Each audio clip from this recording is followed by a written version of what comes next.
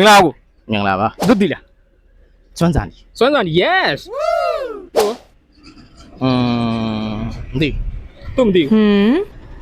စမ်းစမ်း စမ်းညောစမ်းညော 哎呦我的妈！စမ်းရောက်မို့အခုနာမည်ကြီးနေရလေဟိုမသိတယ်ရပါမယ်သူတို့ကသူတည်လား သူမသိ သူကဟိုလေအခုလေတဲတဲလှုပ်နေရလေစမင်းသား